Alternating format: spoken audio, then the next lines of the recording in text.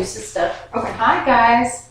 Hello. Hi. Hello, and welcome to the Roundtable once again here at Counseling Solutions. Today we're going to be discussing narcissism, the classic narcissist, and the attraction that the narcissist has to the borderline and the borderline has to the narcissist. And to lead us off today, we have Ms. Crystal Passmore, who is our subject matter expert in this area. We have Ms. Debbie Mabray, who is also our subject matter expert in this area. And of course, my counterpart, Ms. Kathy. I'm Lisa. That's right. And so we're going to get started today with Ms. Crystal. Ms. Crystal? Hi. So yeah, as far as kind of the basic understanding of narcissist versus narcissistic personality disorder, I think there's a lot of people in the society that thinks of narcissism and narcissist as, you know, just somebody who's full of themselves, who has a lot of self-centered qualities. But there's an actual diagnosis for narcissistic personality disorder, which has a wider range of criteria for individuals to fit that actual diagnosis. So you can have a narcissistic quality, and you can also go to the fuller range of narcissistic personality disorder.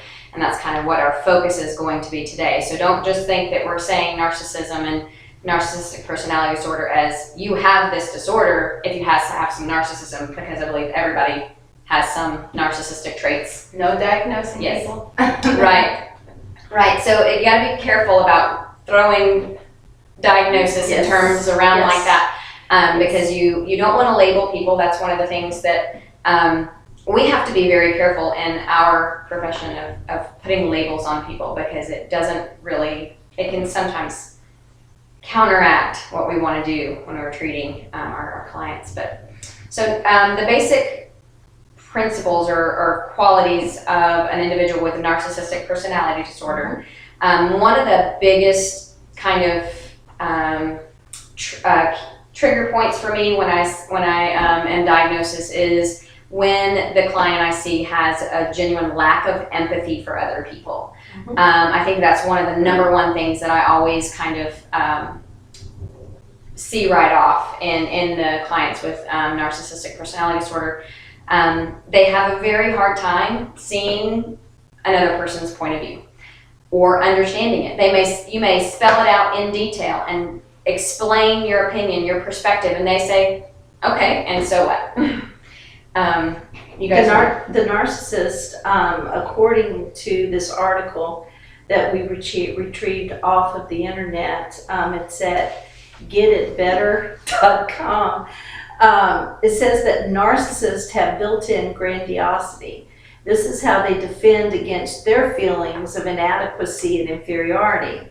And that's why they come across as being subject matter experts, Ms. Crystal. Their compulsion to rescue, guide, teach, advise, and train others. The narcissist presumes to know exactly what you're thinking, why you're thinking it, and they don't see a need to ask you. No, and they usually believe they have the solution, and your solution is wrong, and they have the best solution for your issue, or their way is the most right. Mr. Know-It-All. Yes. So someone, and we say Mr., and we put It can be Miss. It can be. Yes, we put the male pronoun on it just because the what is the term? The most amount of individuals with narcissistic personality disorder are males. The majority of them, they have a higher percentage of males that are diagnosed with this disorder than females. And more females are diagnosed with borderline personality disorder than men, and which we'll get to in a minute. And your borderlines also they tend to have a very heavy streak of narcissism, but for different reasons. Yes, so when we say he, just, know that it's because the majority of individuals through research that have been diagnosed with this disorder are males. So we talked a lot about lack of empathy, a sense of grandiosity. What are some other diagnostic criteria? We have our DSM-5, which is our diagnostic criteria for a lot of most of our work here with clients, we use this to do our diagnosing. But a grandiose sense of self. You might find out that they're kind of bragging on themselves. They may be very well accomplished. A lot of narcissists tend to be. They tend to seek out that accomplishment as part of their personality. They tend to be very smart, Mhm. and that's another reason that the borderline female is often attracted to the narcissistic male, is because they both stand out in their fields, in their interests. They stand out as being knowledgeable in their field, and so they're just generally noticing each other off the top. You know, you come into a room, they notice each other, and that's a problem because that energy connect is instant. The narcissist says, if I'm feeling bad in a relationship, it has to be my fault because I'm in control. I must be in control. Therefore, if something's wrong, I must have done it. And the borderline feels that in a relationship, if something's wrong, then it's his fault. Because the borderline would never do something like that to destroy a relationship. Wait. But that sounds like the perfect relationship. We just let him take blame all the time. But not if it's not accurate. So if the borderline is the one who's setting up the relationship for failure, and she's blaming him, and he says, yes, it is me, because I can control it all. Well, what if he can't control it? He'd probably get pretty upset. I mean, And a lot of times too, they try, because of their sense of, grandiosity, they think they can fix it. yes. So they try to fix the other person. And then when, they can't be fixed, then, well, then what?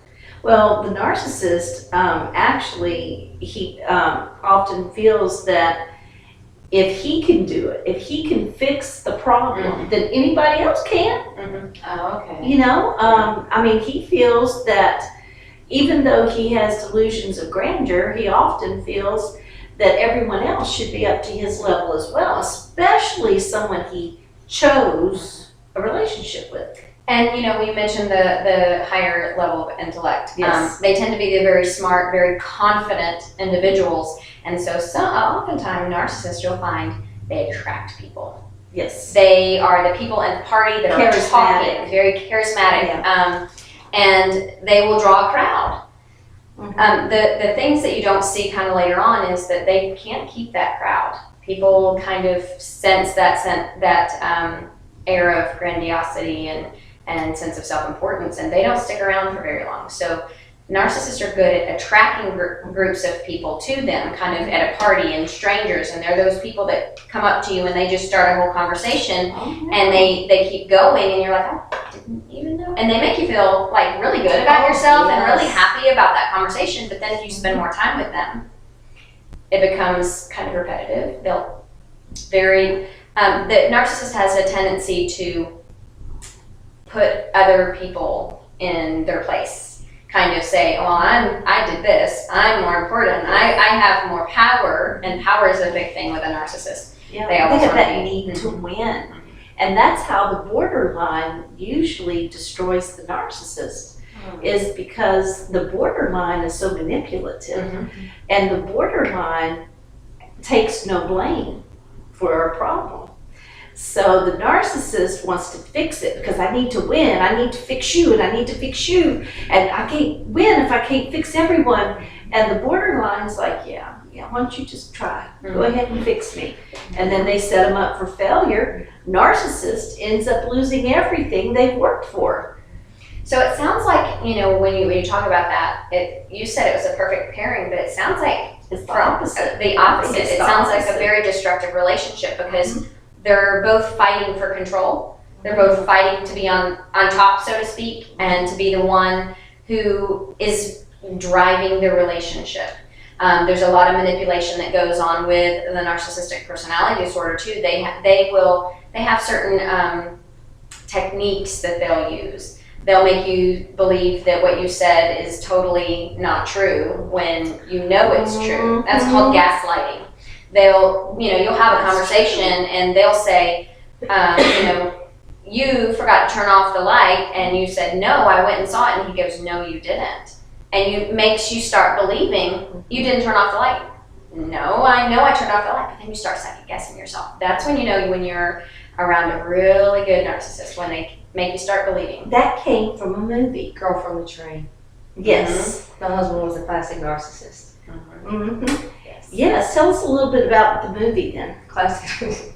The husband was a classic narcissist. Can't remember the characters right now, but just to put it into perspective, he did have a sense of entitlement. He felt like he had to be, the utmost authority in everything. And the wife for him, she presented, she was in the way of what it is that he wanted. There was another prize that he wanted, which was a prettier, younger version of what he had before. Hence the narcissist wanting, the pretty thing, the best thing, the better of all things.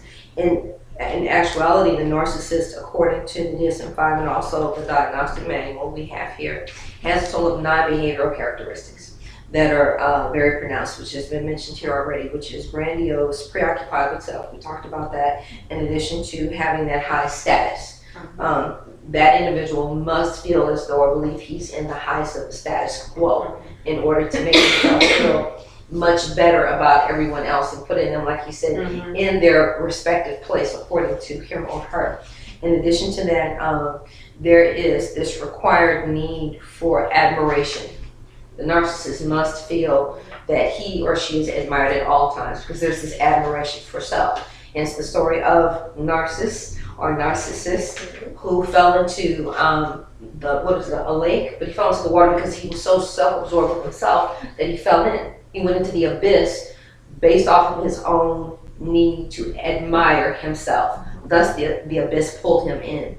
Classic narcissist right there. In addition to the lack of empathy, we talked about that too. As far as even in Girl with the Train, he had no empathy towards the wife and what she was going through. The wife, again, she knew she had done stuff that was, legitimate, but he would come back and tell her no. The classic stuff that he pulled with her in the film, just to illustrate a little bit, was that she had too much to drink at a party and she made a scene. And in the course of her making a scene, she blacks out. Well, as it turns out, he had spiked her drink, she passed out, and someone was kind enough to take her upstairs. She never made a scene. She was going around apologizing for things that she had thought she had done in the process of a blackout, when in actuality she hadn't done it. But he had convinced her, the narcissist, that she had done all of these terrible things. Again, classic narcissist being very manipulative and knowing how to put you in such a state that you're convinced, because he or she is very convincing. Again, that charismatic personality, to have you believe that you've done something, also want to be the one to exploit others. Very, very intense with exploiting. We talked about also that arrogance or that confidence. A lot of times people will mistake arrogance for confidence, confidence for arrogance. But the difference with the narcissist, as opposed to him being confident or her being confident, the arrogance is always that they are better than, which sets the whole thing in motion for them to have that certain appeal, as we mentioned before, with the borderline coming into the room, that magnetism that is drawn to that authority figure, that person who is just that status quo, much higher, elevated than everyone else in the room. So there is that attraction there, which turns into, we both know, we all know that as a major catastrophe between the two, because there's that resistance in the relationship of the borderline not willing to yield and give power and control over self, Right. and the narcissist just determined to gain power and control over that individual. And it is the narcissist who will lose, because the borderline, she doesn't wear out. It's fodder. It's a game. It's a game. They're both games. Yeah. And you want to talk about gamers, who has best game? The borderline at the end will end up consuming the narcissist. A lot of it has to do with sabotage. When a narcissist is in a relationship, the more power they get, the hungrier they become for more. Like what you're talking It's never about. enough. Never enough. And so the narcissist, because that narcissist has those feelings of abandonment, just like your borderline does. And usually, I mean, research shows that the narcissist is usually the child of a borderline. One of the bad, mean borderlines, not the good borderlines, which we'll talk about later, good versus bad. But usually his mother is one of the bad borderlines. And so he's looking for some kind of an attachment when he doesn't have attachments. That's another episode in itself, attachment theory. Miss Kathy is very knowledgeable in that area. And it has so much to do with the needs that children grow up with adults. But anyway, the mother tends to be very cold and removed. And so when the narcissist is not getting the control he wants in this relationship, it's time to sabotage it. And I know you're going to leave me anyway. So I need to go ahead and give you a reason to leave me so I can discontinue this relationship. And then I can blame it on you as being the bad person. Now, the problem is that he's normally playing with the borderline, and the borderline, being so similar in thought, says, oh, you think you're going to manipulate me? Well, let me get to you backwards. The narcissist comes face on because they're bold and they're so much better than everyone. They come face on. Your borderline will go in through your back fence in your backyard and get in your sliding glass door. That's how she comes. So a boy is over there trying to sabotage the relationship, making sure it gets turned off while she's draining his bank accounts. And she's making sure he has no job. And she's going the back route to attack him. And that's why the relationships are normally not very long. Or they are, if they last, they tend to be those relationships that are tumultuous. They have maybe a lot of police involvement. They may have a lot of back and forth threats of, I'm going to leave you, you're going to leave me, and maybe split and come back together. Domestic violence. A lot of domestic violence can be categorized by these things. If you ever see those couples and you're like, they just love drama. Yes. You know, chances are you're dealing with a borderline and a narcissist because they feed off of that. They live because they are both seekers of attention, seekers of the admiration and the importance, and they're kind of in a battle for it at all times. Who's more right and who is being the better person. And so you can, but when you have that full-on battle where it's like, the manipulation aside, let's go ahead and have a knockdown, drag-out fight, that's just what it is. And the narcissist may be the physical abuser, and the borderline will be the one who is still being manipulative, but they'll say, I'll show you and I'll just kill myself, or I will attempt to harm myself, and then you'll see. Yes, and sometimes by mistake they actually do kill themselves. They die on accident a lot, trying to make a point. I'm going to make you suffer for this. It's on you. One of the things that stands out, even with our experience here with borderlines who are in those relationships will usually forge pretty quickly. I mean, it's like love at first sight. Yes, and the honeymoon phase will last for a little bit, but then when it fizzles out, it fizzles out in a bad way. Are they the couple that comes in and they've been dating 6 months and they say, we need help? Within that window, because they're short span. Yeah, because it's like, wait, you haven't even been together 6 months. How can you need help already? Right. And they speak through all those steps. Yes. They do. And just to touch back, they share that abandonment issue too. Yes, they do. A lot of times. So there's that connectivity there in the relationship, those shared likenesses by way of experiences growing up or at some point in their lives. So that connectivity, as Miss Debbie mentioned before, the narcissist having that very cold borderline mother, and getting back to the thing about fix, I can't fix my mom. And so they're attracted to another borderline who may not be as cold or as removed as the mom, but we see those characteristics and those traits. And it's like, oh, if I could just fix you, then it would help me to understand how to fix my mom or fix this over here. So it's the fixer. Yeah. And it's never met with, I shouldn't say never, but the success rate is pretty low on that end because again, that borderline personality is so clever in how she goes about doing things. She's always at least 2 to 3 steps, if not more, ahead of the narcissist. And that's why he'll miss it coming in, or she'll miss it coming in. Now, you mentioned a lot about, fixing the mom and going. One of the things that I found when working with narcissists is they don't see that there was any problem growing up. Yeah. They idolize their parents, especially if those parents have been passed, if they passed on. They say, my mother was the best mother. She did everything right by me.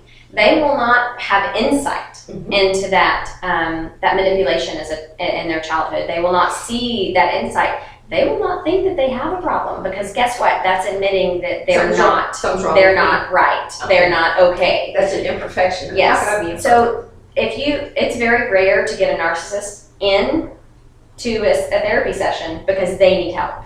Now, it says here in that same article that narcissistic men do not commit to therapy. No.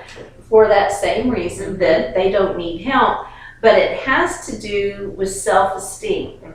They will not do anything that has to do with esteem building in a therapeutic situation unless they have been ravaged by that borderline. If their health is poor, if they've lost their finances, if they are devastated and hit bottom, that's the only time that you're going to be able to get to that narcissist in any type of manner to help them.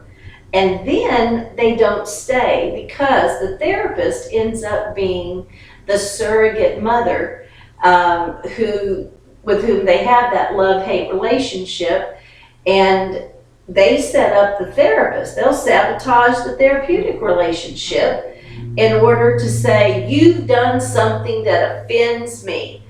And because the narcissist believes that no one could think that he is really important or really positive. So he says, I know that you can't really be nice to me or caring about me like you're acting like you are. So therefore, you're another one of them, those liars, those posers who act my whole life, act like they cared about me.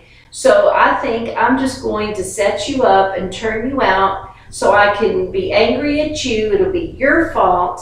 And then I can go on and move on. So wait, you're saying that narcissists really have self-esteem problems?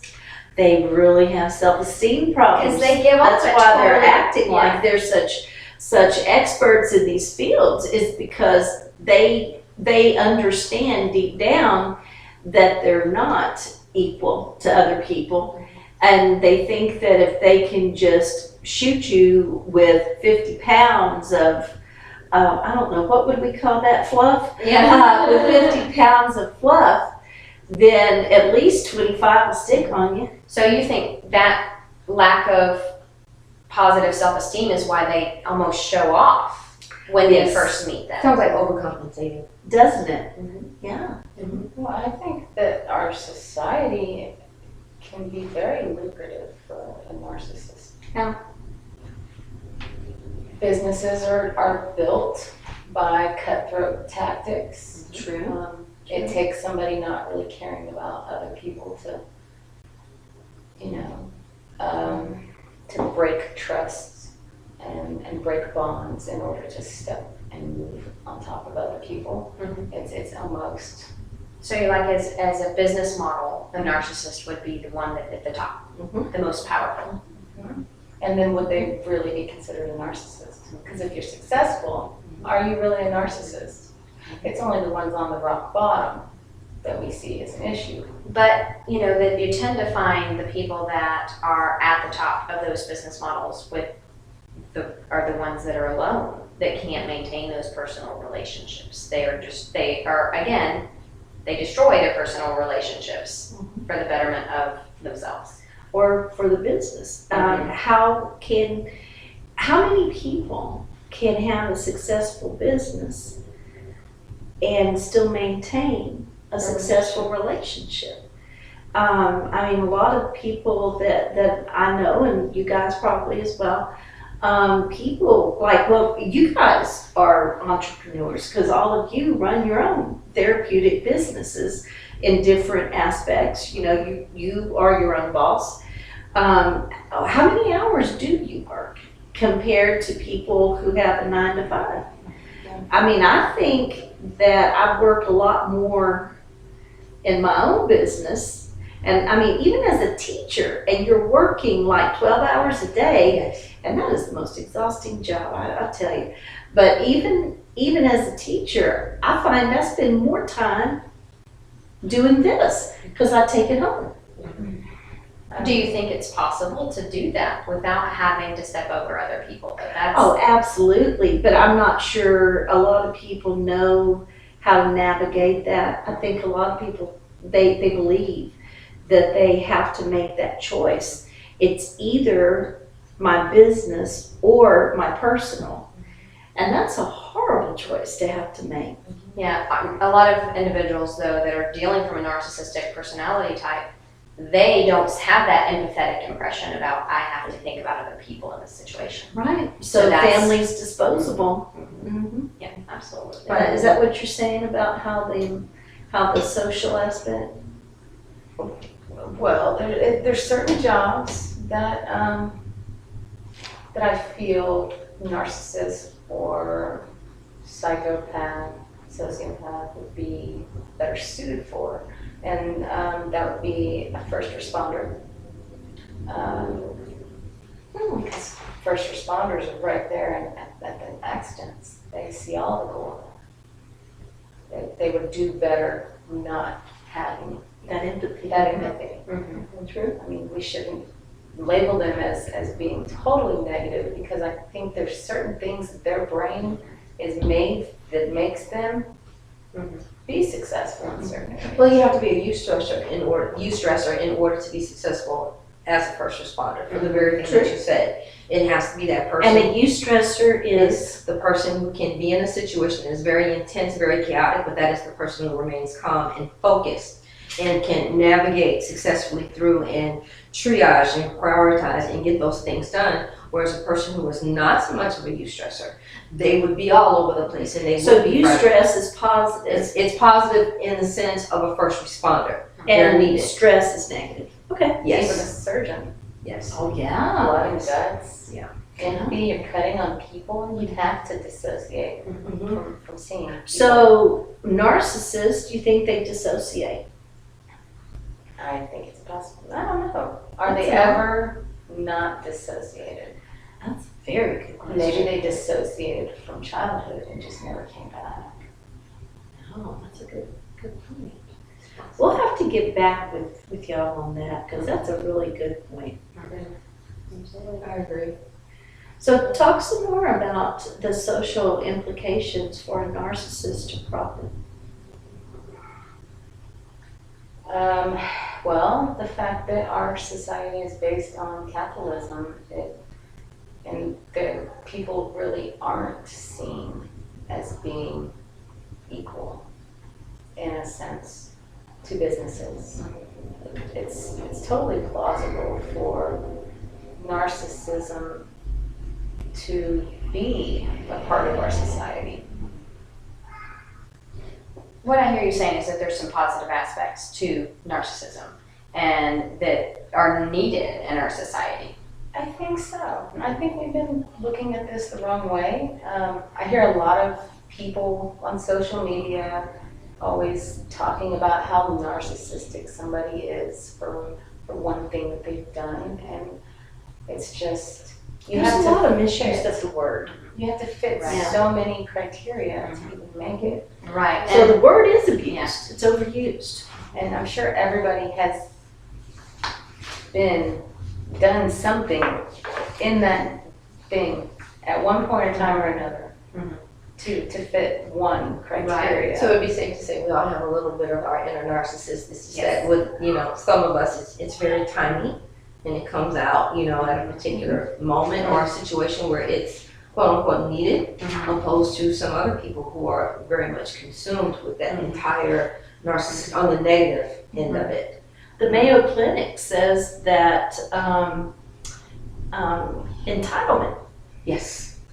is prevalent in narcissism. A sense of entitlement? A sense of entitlement and believing that others envy you.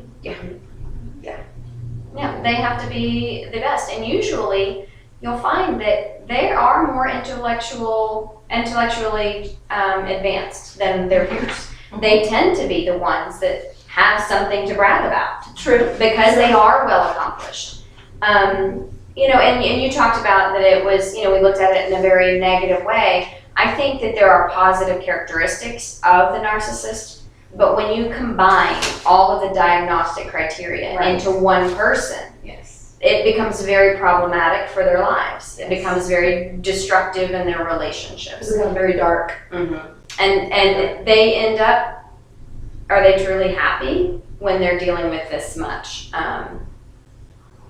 sense of low self-esteem or, whatever it is, they have an emptiness because they usually don't have somebody in their lives that sticks around. Well, they probably are pretty happy every time that they step on somebody else. But is that Probably true like a happiness? fix. Is that a true, are they really, Happy with Become- themselves? yeah. No. right? But they get their fix. It's kind of like a fix. It's almost like an adrenaline junkie, somebody. An addiction. Yeah. Somebody. Dr. Heitler in Psychology Today says emotionally healthy functioning in the absence of borderline personality disorder or narcissistic personality disorder is, quote, emotionally healthy functioning is characterized by ability to hear your own concerns, hear your own thoughts, feelings, and also to be responsive to others' concerns. And she says that with a narcissist, the second part just doesn't exist. They are aware of themselves, but no one else matters. They're unable to see outside of themselves and unable to think that anyone else's opinion is valid on any level. Just disregarded to the point where would a person become dispensable? Dispensable. So it's almost like they use people and use them up for their own. Sure. They want people around them. That's what's funny. That is they enjoy the company. They want people But around it's them. usury. They Yes. want them for a purpose. Yeah. It's like, I want you around me. Do what I say. Mm-hmm. Agree with me. Make me feel better. Feed my ego. Stroke my ego. Say something against me. Yeah. And now the borderline is overly responsive to someone else's feelings and concerns, but then eventually becomes very angry and bitter that their own concerns weren't acknowledged, and they will do for others, and then become angry at you because you didn't do more for them. Didn't reciprocate. You did not reciprocate. Did they ever verbalize that though? Not normally, no. It's normally the subdued, subversive, passive-aggressive. That's whenever the sabotage begins, and they hate you Right. before they tell you why, and they may not ever tell you why. They may never tell you why they hate you, but they hate you now, when they just loved you 2 weeks ago. Oh, okay. Yeah, resentment from putting the other person's concerns first inevitably cycles around, and the relationship will be devastated and broken, never to be repaired.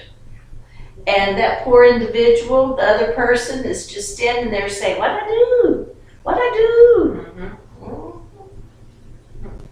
With the narcissist personality, it was something someone mentioned just moments ago. I think about the gentleman who always has new arm candy. He's very successful,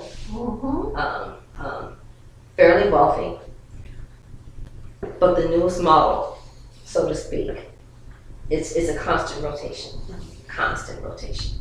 He's constantly looking for the prettier thing, the more, exotic thing, the thing that stands out, the thing that draws attention. It's not so much to the arm candy, but it draws attention to him. It's that admiration and that envy that needs to be fed. So if it's that constant, oh wow, that wow factor, and he's just really, that adrenaline needs to be, that drug is like it's being fed. He's getting it with that constant thing.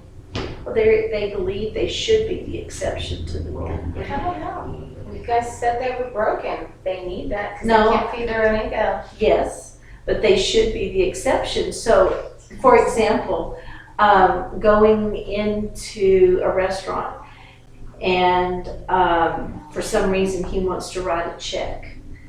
We don't take checks, but this is me. This is from me. You should. You should, absolutely.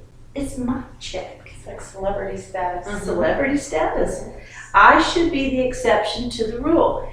If all you stock in your machine is Coca-Cola and Pepsi, and I want Sprite, I would really like for you to add Sprite to your machine. As you should, because I want it. Because I prefer Well, this looks like narcissism can get out of hand. it. It does. And that's why they end up by themselves and alone. Well, it looks like people can be called narcissistic whenever they have not been getting their needs met. And they approach somebody and say, hey, I haven't been getting my needs met. You should probably do this. Meet my needs, no matter how it affects you. But the narcissist would be like, yeah, something's wrong with you. You think it's all about you. Nothing's all about you. I wonder how many times they say that. Makes me think of Carly Simon. Segue. You're so vain. In her song, when she's talking about it, later on, it came out in the wash. She was talking about a particular actor who was very, it's all about me. Yeah. That's been a while since that song came out, but the lyrics are pretty good. If you haven't heard that song, that's a flashback to our age. If you haven't heard that song, you want to go on iTunes and listen to it. It's You're So Vain, and it's by Carly Simon. And I believe they said it was about Warren Beatty. Yeah. You Very probably handsome think woman. this song is about you. Yeah. Maybe we should recycle that. So I think that it's very easy to use the word narcissist. I think it's overused, it's overplayed. Can same be said about borderlines. If somebody has a certain personality and automatically, at one time I think the other one was bipolar. That was the going rate word. That was a confusion. Yeah. A lot of people not knowing the difference, they get them confused. Well, maybe we should start there next time. I agree. Coming from the Roundtable, these are your ladies of the Roundtable from Counseling Solutions, and we want to bid you goodbye. Please respond to us, ask questions, email us, message us. You can't miss us. Bye. Bye. Perfect.